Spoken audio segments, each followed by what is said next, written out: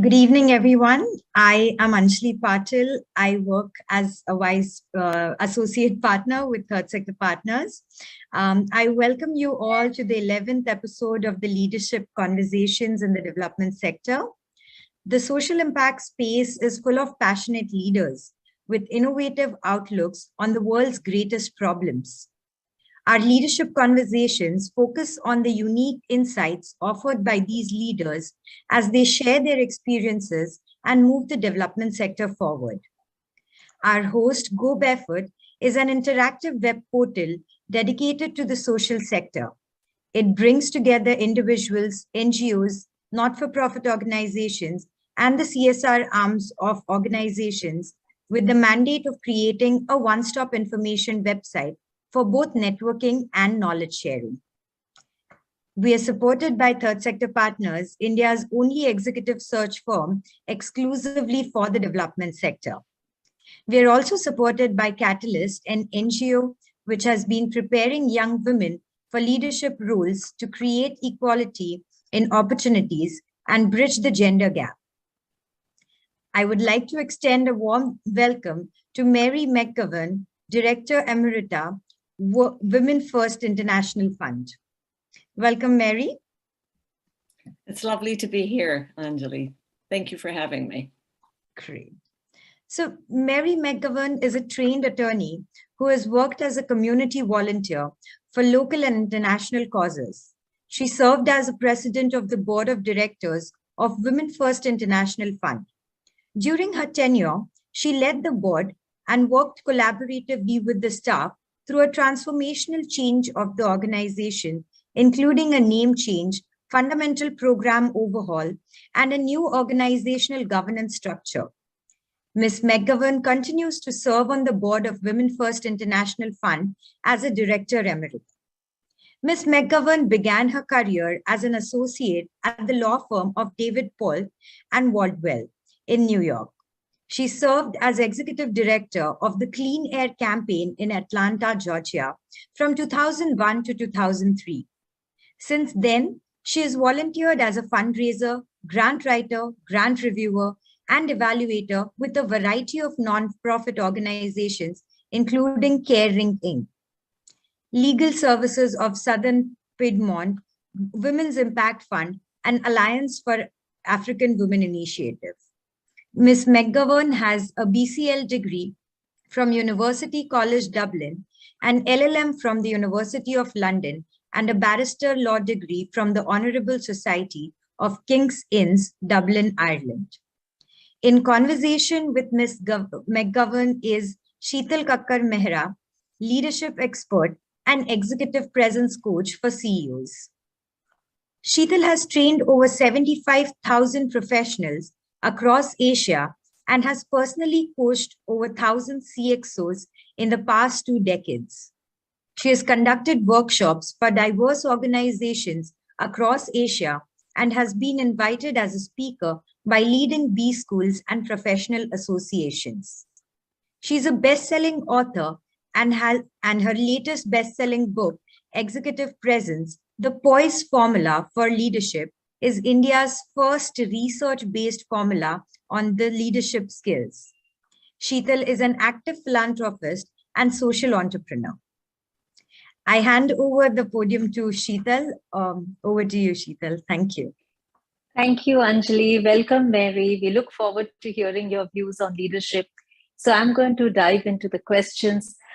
We have seen during the pandemic how all governments had to work closely with both development sectors as well as corporations, whether it was for vaccination drives or awareness building or using masks. So what can the government learn from the social sector? Well, thank you for having me, Shital, and to all of the folks at Catalyst and Third Sector Partners. I'm delighted to be here this morning with you all. I would say the pandemic has been a challenge for every sector to meet, and it's an ongoing challenge, and we continue to have to think through how best we can meet the challenges that people in the community are facing. I would say what the government sector can really learn from the third sector is that we, or the not-for-profit sector, we had to be nimble, flexible, and adaptable throughout this whole crisis. And by that, I mean, when I say we had to be nimble, you know, as the non-profit sector, when a crisis like the pandemic occurred, you can't just sit aside and do nothing. But you also can't allow process to get in the way of taking action. That doesn't mean that you throw all the rules out the window, because foundations like Women First International Fund have a fiduciary obligation to our donors and to the governments that oversee us to use our funds prudently. So we understood right from the very beginning of the crisis, the pandemic, that we were going to have to think creatively and act swiftly.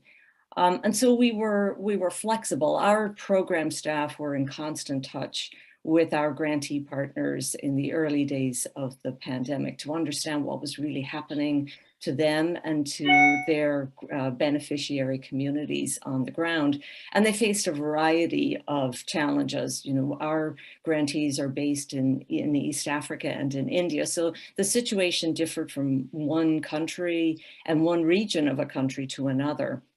So our staff gathered information. They were in close contact with our grantee partners, and we realized very quickly that they were in crisis. In many of the communities, many of the beneficiaries of the programs that our grantee partners work on are in the informal sector.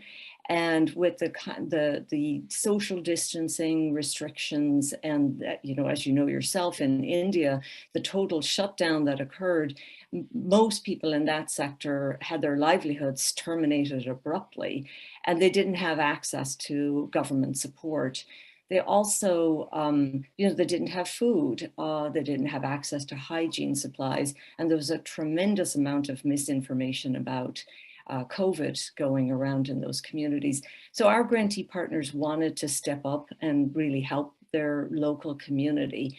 And so our program staff worked very closely with our board, and we designed an emergency fund so that we could provide our grantee partners with funds right away to meet those emergency needs.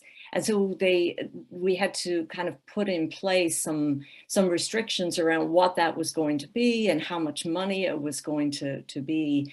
And that wasn't something that we had ever really done before.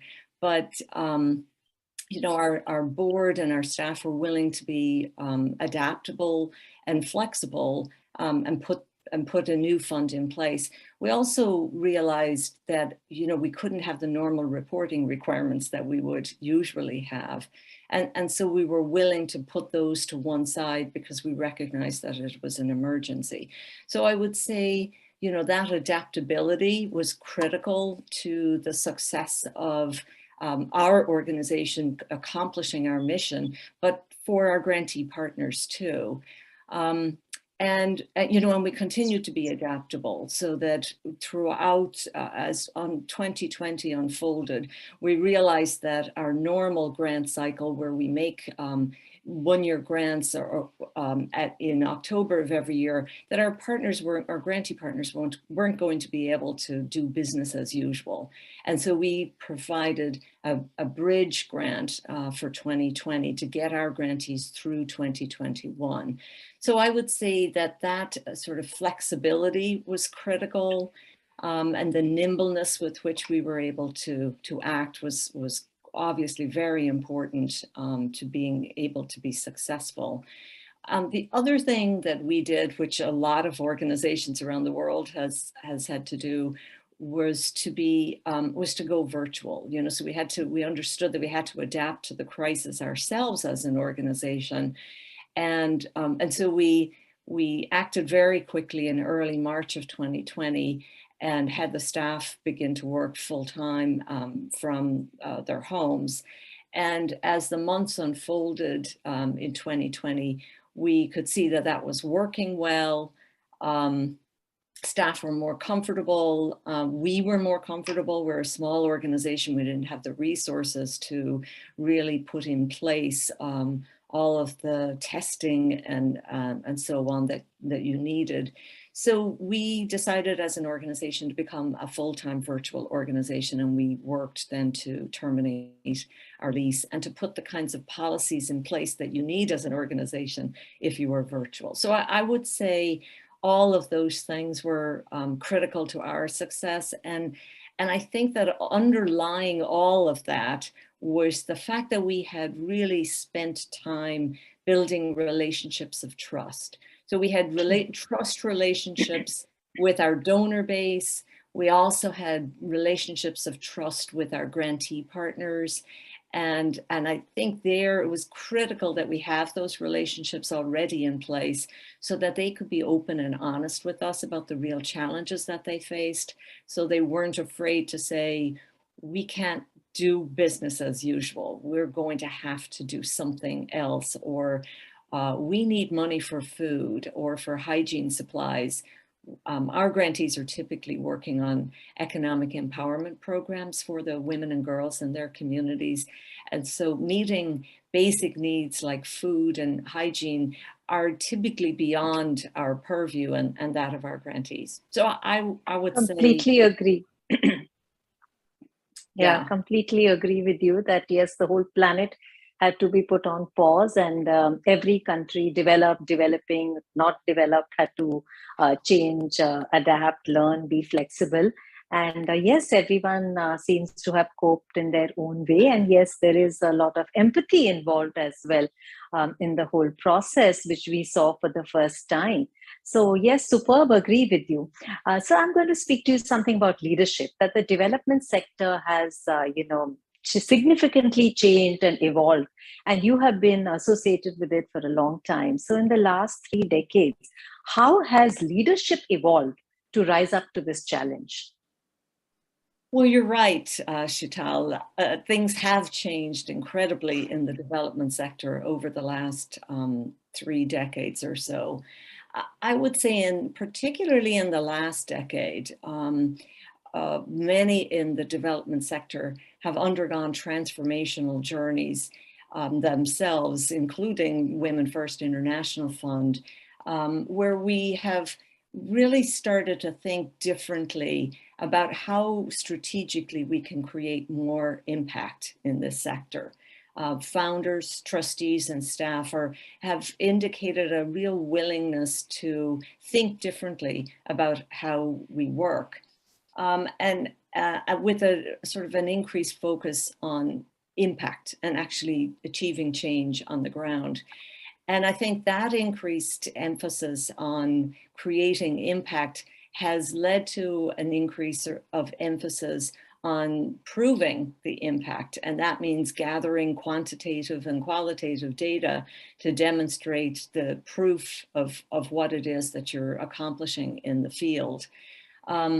I would say that there's also been a feeling and a demand for greater accountability in the sector, both from donors who I think are more sophisticated than ever, and also from the communities that we serve, and from the governmental entities. As you may be aware, across the United States, there have been several scandals in the past decade about where not-for-profit organizations have been found to have misused their funds and paid very high salaries to staff. And so organizations like Women First are acutely aware that we have a fiduciary responsibility to spend our money wisely and to demonstrate the impact of what it is that we're doing.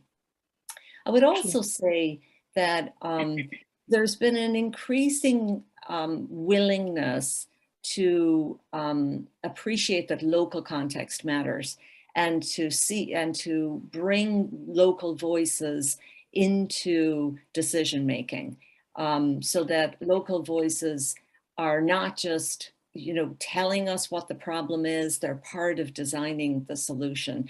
And that, I'm proud to say, has always been a feature of Women First work. We've always understood that local women best understand the situations that they face and the challenges, and that they are the ones who have the best solutions. And it's not for an organization like Women First to be telling local women what the true answer is. Our role is to help fund those answers. And I would also say there's a recognition that, at least among funders, I'm seeing a willingness to understand that funding only program work is not enough, and funding work for short periods of time is inadequate. And so that we have to provide multi-year flexible funding so that the grassroots organizations like the ones that Women First funds have a source of stable funding and can really do what they need to do to support their own organization, so that the organization itself becomes stronger and resilient. And we believe that that's the kind of organization that can do better, that can implement better programs. So I would say in the past, funders sort of saw their role as a conduit of funds from perhaps the global north into the global south. And now I think funders like Women First understand that we can do more.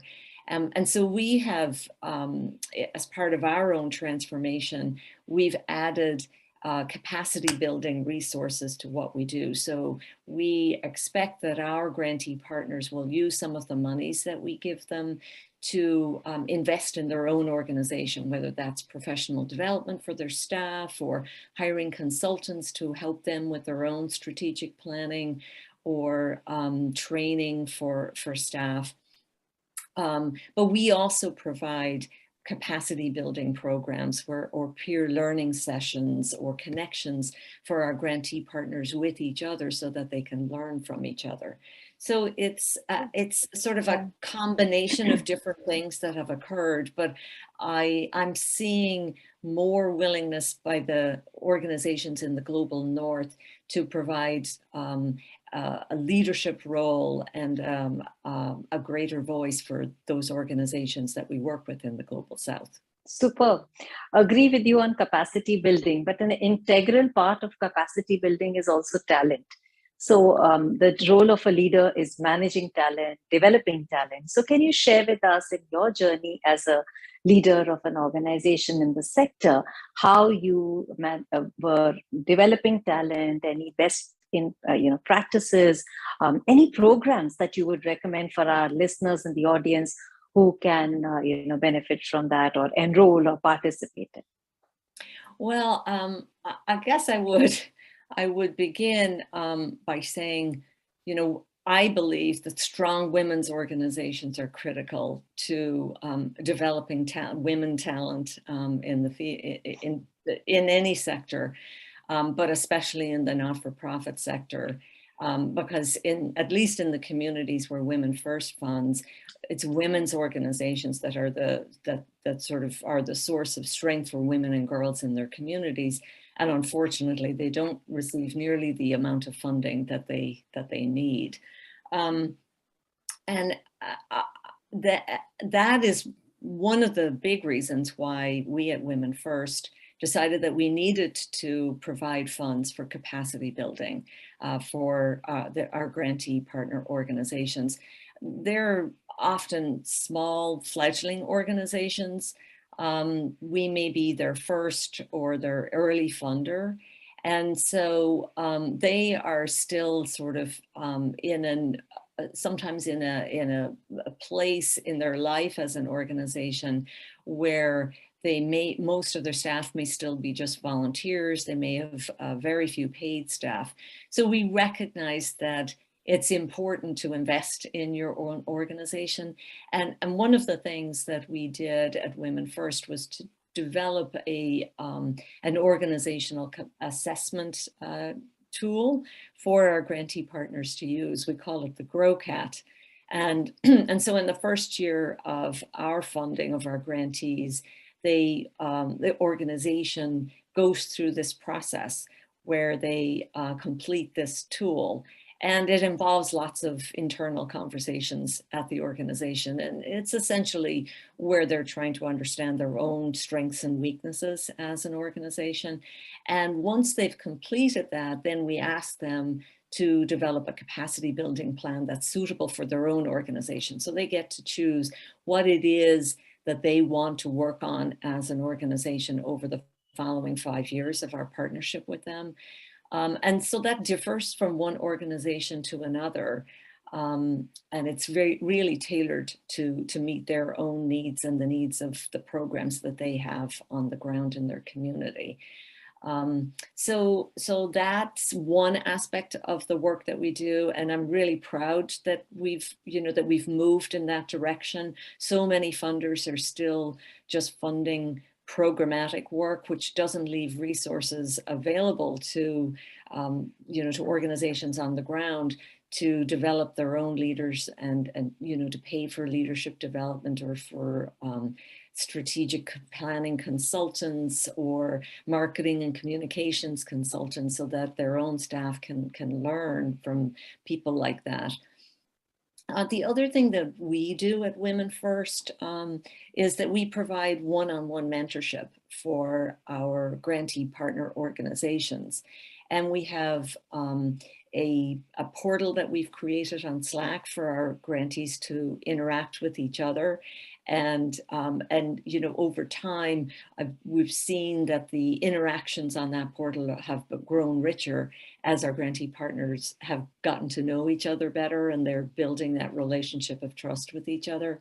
So we also offer peer learnings or webinars for our grantees. And all of these, the silver lining, I guess, of COVID is that now everybody is online, and so it's easier for people to have access to these kinds of resources.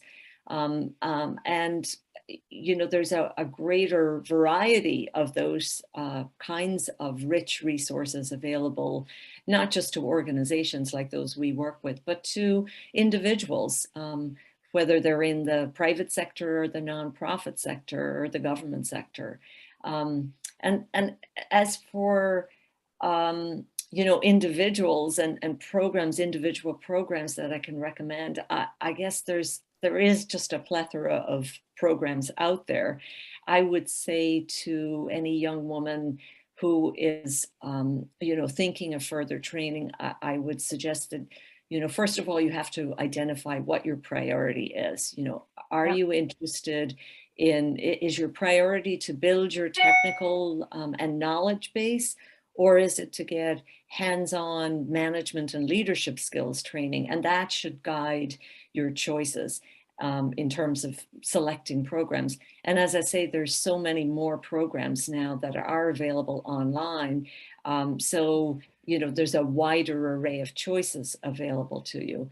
The other thing I would say to younger professionals, and this was true for me, I think you need to seek out lots of different professional experiences because you can grow and learn from all those experiences. I began my career in the private sector working as an attorney for a Wall Street law firm. And, and I spent some time working in the government sector, again, as an attorney. And then I transitioned into the not-for-profit sector as a volunteer, but also as a leader.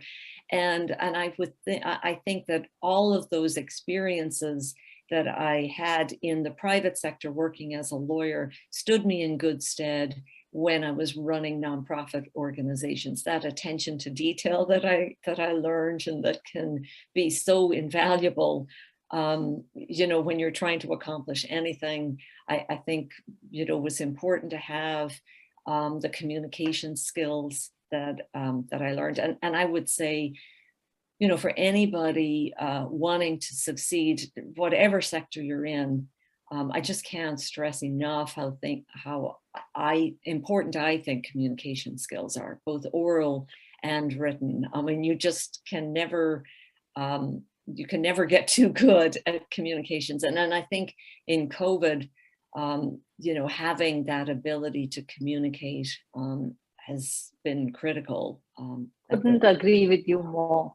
I agree with you completely that communication skills, articulate crisp communication is critical for success because it's your ability to articulate a thought.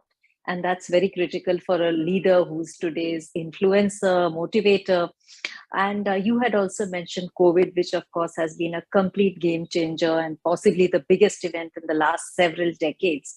So leadership will also have to change post-COVID. Today we hear corporations talking about respect, something that was never a part of the, it was all about profits. But today they say respect for the employee, respect for the, for the vendor, respect for the environment. So according to you, in your view, how will leadership change in the post-COVID era?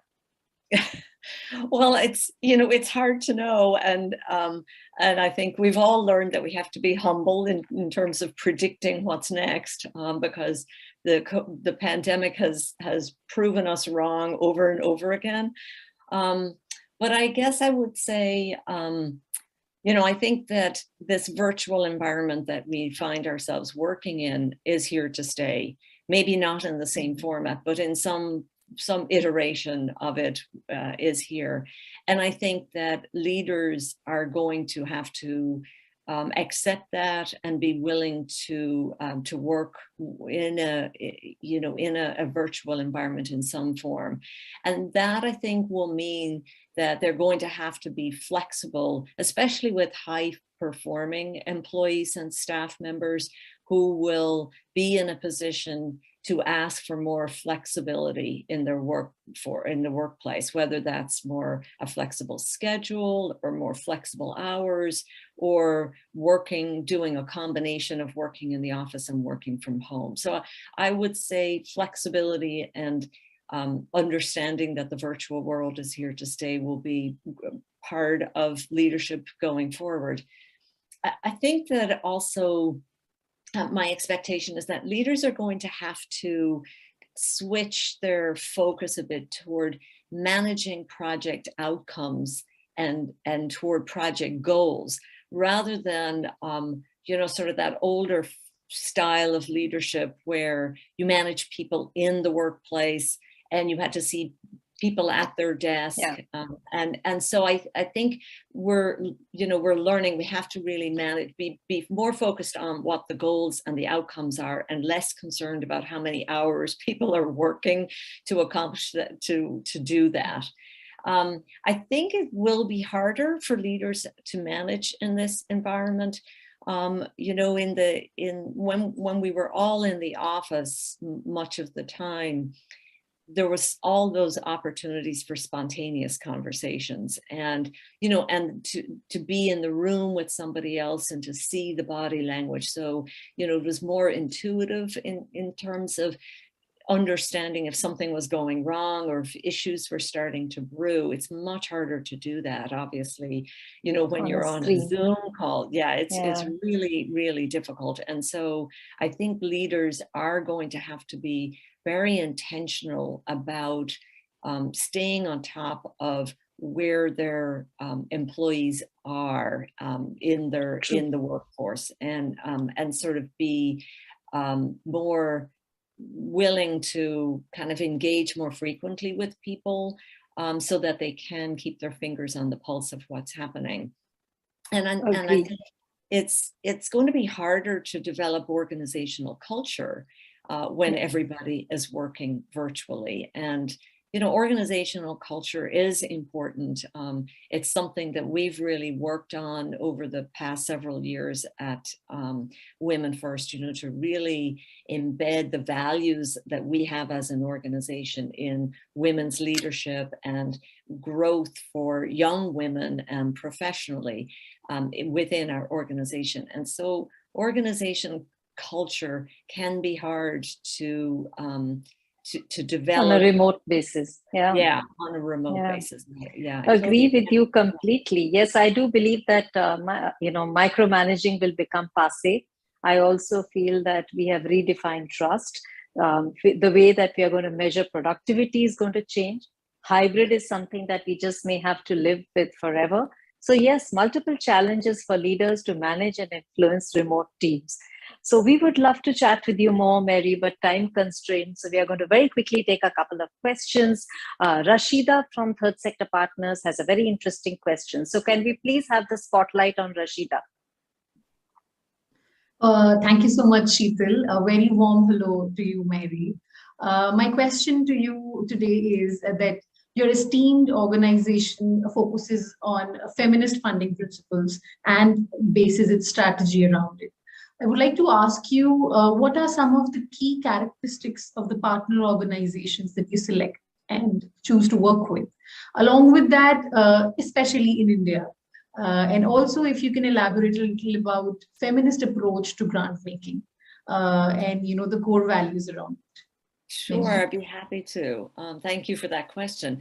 Yes, we at Women First focus on grassroots women's organizations who are led by women, founded by women, and who are working in their local communities to advance the economic empowerment of women and girls in their communities. So those are sort of the underlying principles that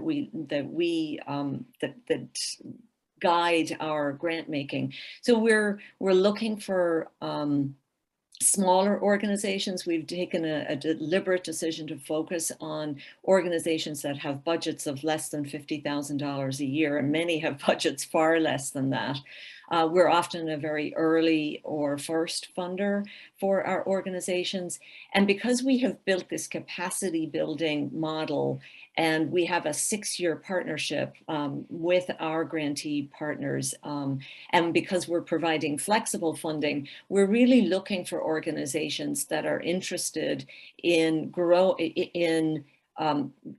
taking an organizational journey with us so that they can benefit from the kinds of capacity support that we're willing to provide, and that they're going to be willing to be open and honest with us and with our other grantee partners within our portfolio, so that they can both learn from the leadership of the other grantee partners in the portfolio, but also be willing to mentor other grantee partners, because that's kind of part of what we're looking for. So as they move through the 6 years of funding that we provide, our expectation is that those grantee partners who are further into funding will be able to mentor the other organizations coming in the earlier stages of funding. So we're expecting to see organization growth and development occur for our grantee partners over the course of the 6 years.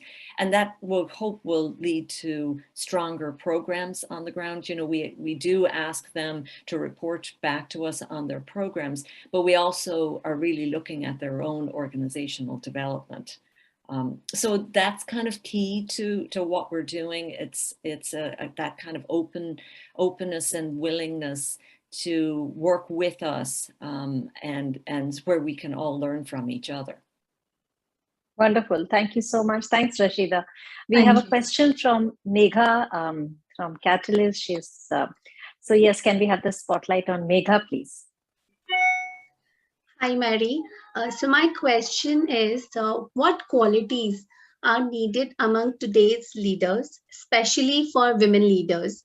And what is your leadership style, and how do you lead others? Well, that's a really big question.